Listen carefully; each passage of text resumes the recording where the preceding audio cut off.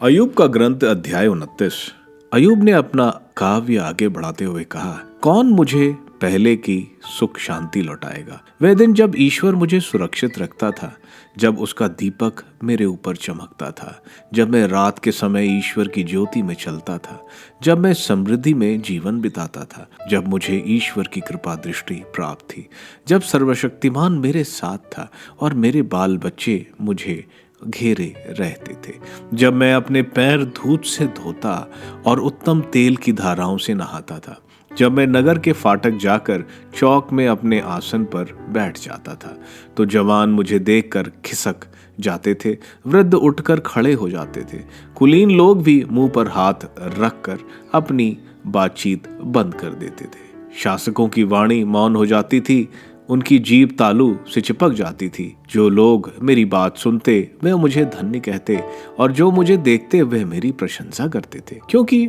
मैं दुहाई देने वाले दरिद्र और निस्सहाय अनाथ की रक्षा करता था। मुझे मरणासन व्यक्ति का आशीर्वाद प्राप्त था।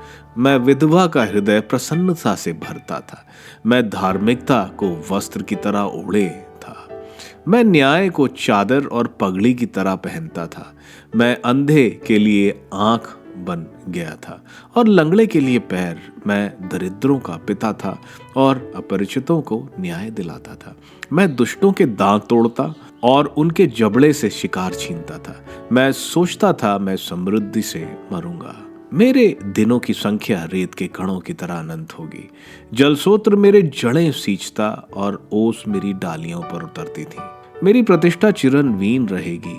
मेरे हाथ का धनुष कभी झरझर नहीं होगा। सब लोग उत्सुकता से मेरी बात सुनते और मौन रहकर मेरा परामर्श स्वीकार करते थे। कोई मेरे बाद नहीं बोलता था, वह मेरे एक एक शब्द का रस लेते थे।